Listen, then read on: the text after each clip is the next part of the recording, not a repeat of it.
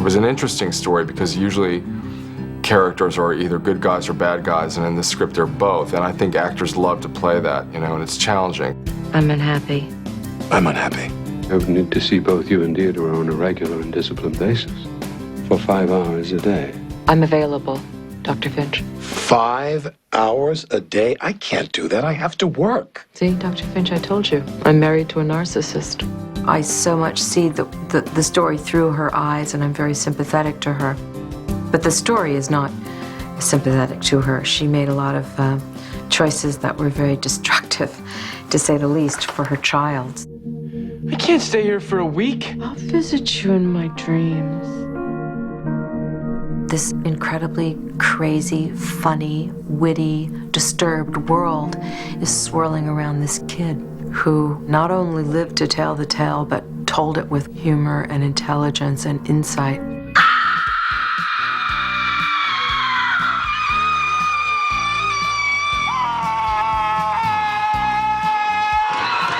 Their actions are strange, but their intentions are basically quite good.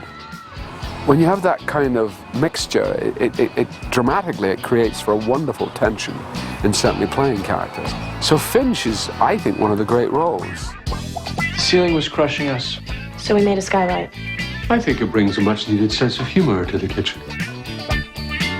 What's so great about working with people that are this talented is that everybody is humanizing these characters who could be seen as just villains, you know. Finch, Deirdre, Bookman, they could all just be seen as bad guys, but none of the actors are gonna let that happen. I love brutally honest scripts, and I love stuff that nobody's ever seen before, and I really don't think that anybody has ever seen a story quite like this one. Well, the story is set in the 70s, and one has to realize that one of the great artistic cries of the time was set up by Warhol, Andy Warhol, who said that everybody's entitled to their 50 minutes of fame. And poor Deirdre is just looking for her 15 minutes. Your mother was meant to be a very famous woman. Action. One of the real pleasures of being an actor is being able to see the world through somebody else's eyes. We never do completely, obviously, we're making it up, but to try as best you can to see it from their perspective. I think she's a woman of great passion, searching for something inside of herself. I have struggled against the oppression of my mother and the oppression of your father, and for the first time in my life, I feel I am truly able to claim myself. I don't think any of us are perfect. None of us can be. It's impossible to be. She is a woman of great humor and great energy, intelligence. I see her as a woman who was lost in a way. I will not be observed! Deirdre, I've arranged a very, very nice retreat for you in Vermont. Nobody comes apart on film better than Annette. She's not just nutty, or she's not just difficult, or she's not just intense. She's charming and funny and nutty and difficult and intense. You know, she's all these things in an instant. You drank our family's money away. I don't drink anymore, Deirdre. I haven't had a drink in 3 years. Excuse me, could you get him a medal? It's much easier to write earnest material than it is to write material that has wit and dimension as well as pathos and pain and angst and all that. Of the daughters, Hope is by far Finch's favorite. I know this because... Hope, you are by far my favorite daughter. There's just no compass that you can hold on to once you enter the Finch world. You meet Dr. Finch for the first time, and he actually makes sense. And then you just see the devastation that his destructive power has taken on the children and on Agnes. He's fine. The doctor will be fine. He's just overextended. Oh, looking at the story now, we go, oh, these horrible people, what are they doing? But then we realize, well, at that time, people were given a kind of freedom that they didn't know what to do with. You know, it's like anybody who's oppressed, when they suddenly say, let it all hang out, they go, well, what do I let hang out? People don't know what to do because the structures fall apart. And that's the tension in the film, really. What's the secret ingredient? Freud. Freud's dead, Hope. You buried her. She wanted me to dig her up. She asked to be reincarnated as a stew. Also, I think when he gets explosive, back off a little bit. I play a character called Neil Bookman. It was pretty abhorrent what Neil Bookman put young Augustine through. You think you're gay, right? That's what gay men do. Just want you to know what you're in for. We had a lot of actors read it and say, well, I love the part, I love the script, and then when it came down to actually playing the role, there wasn't a tremendous amount of bravery. I think people were very quick to look at the part in very black and white terms. There was a sort of scary monster about him, and I'm loving getting to understand the heart of Neil.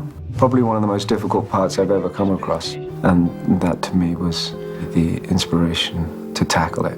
With your ruler, your crucifix of hatred, you strike my tender flesh. I bleed for you. Good anger. It ended exactly at the right moment. In the 10 or 12 or 15 years I've been working in theatre, you get to enjoy a great range of parts. Film is very different. This is possibly the most daunting and funny and dark character and piece I've come across. I'm looking for that struggle because without it, I don't know how to grow. Go ahead, Augustine. Ask God a question. You know, to have really, really good people working opposite you makes it a lot more enjoyable, obviously, and a lot easier. Everybody's really open to helping me, you know, to teaching me something, and I like that. Let's go playback. I think that with the casting of Joe Cross, there's a hopefulness throughout because of his actual nature. I don't think you could make an actor have that. I put him through the ringer. I mean, he came out like 3 different times to audition, and then, you know, he had to go to the studio, and they had to fall in love with him, which they did, and he fought for it. He wanted it very, very badly. We can find a house together where we both can write. We can start over. I am starting over. In New York. How are you going to make that work, Augustine? You've no formal education, no money, no furniture. Yeah. Could be worse. Could be going to a prom. At the core of it, it's about the ability to forgive.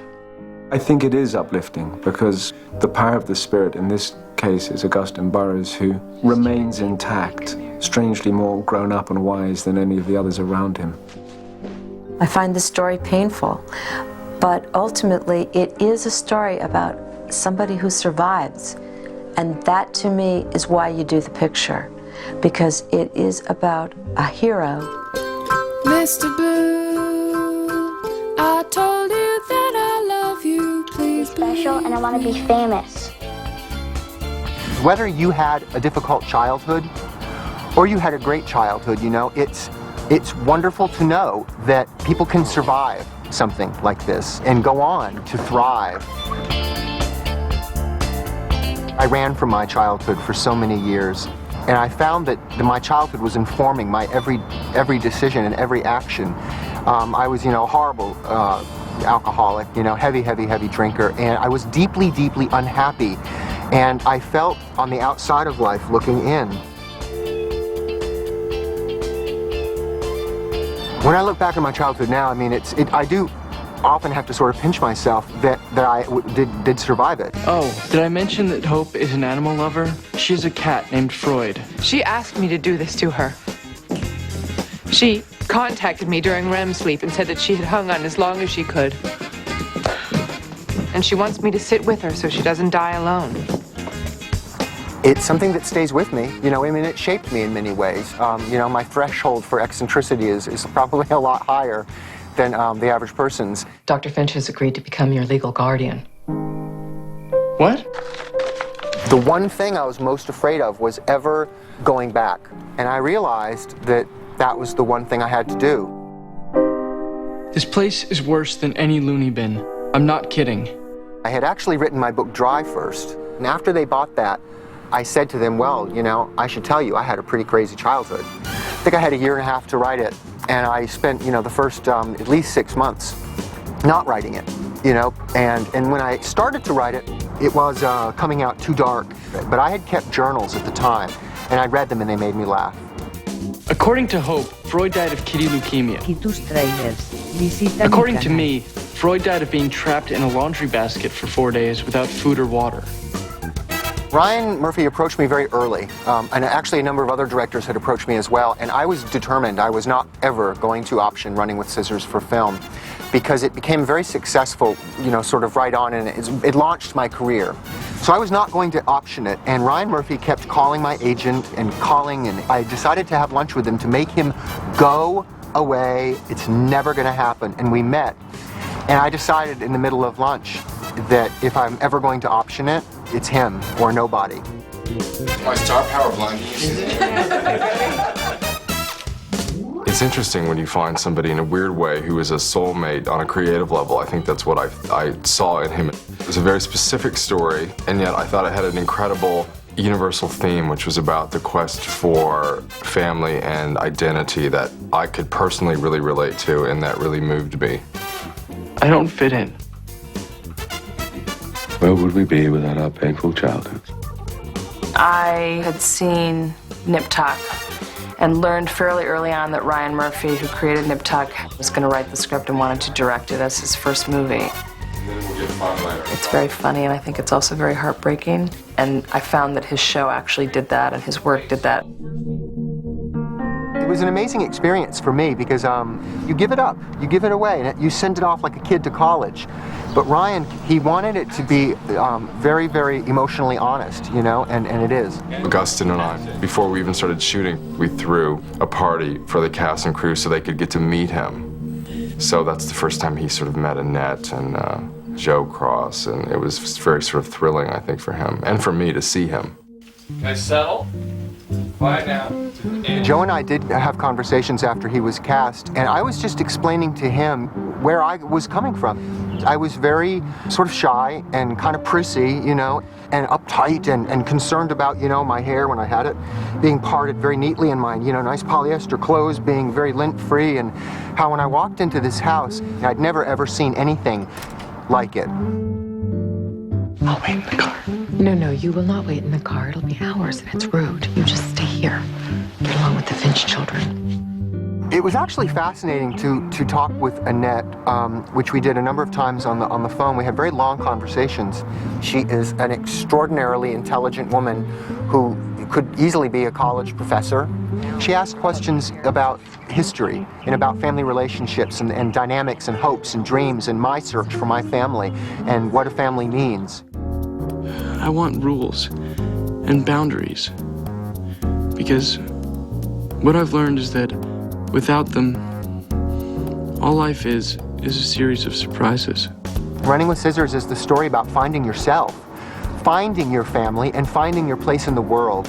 These are the most important emotional questions that we all have. What do you want, Augustin? I want you to make me a hamburger helper. The true story of Running with Scissors is utterly universal. And that's why when I do sort of book readings, I mean, I've got people from all walks of life and every age. It's a universal story. When you write a book, you send me a copy. That core, that triumph over adversity is something that I think people really, really respond to. One of the great things that this story can do for people is to show that.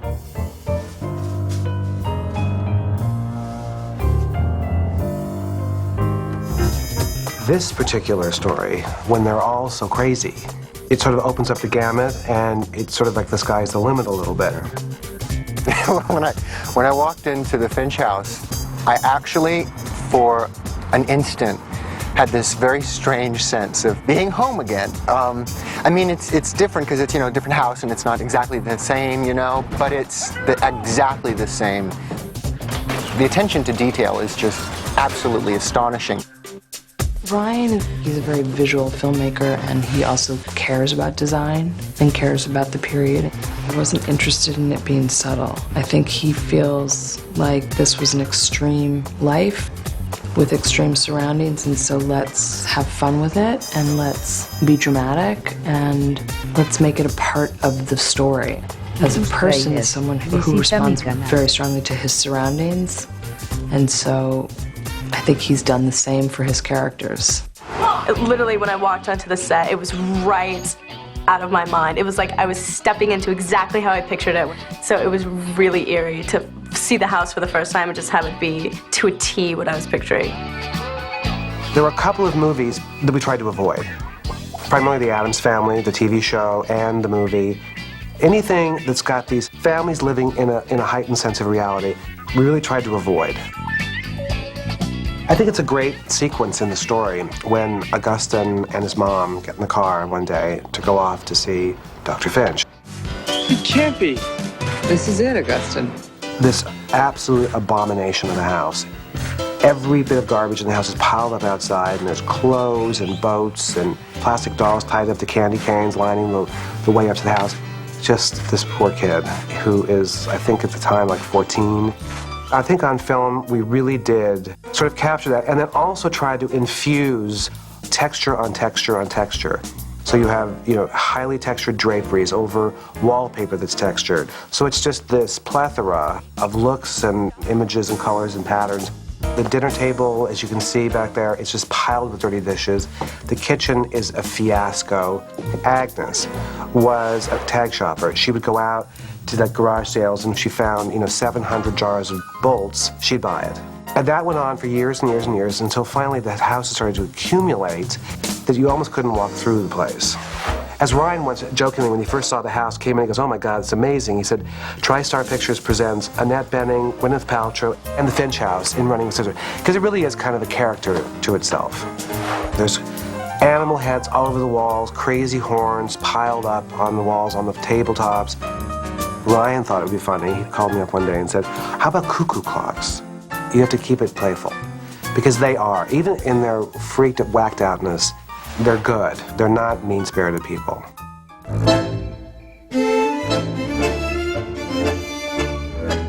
The Burroughs house, for us, was tougher than this because finding the location was very, very hard.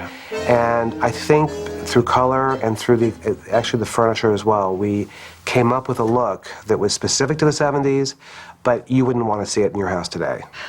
It worked for that.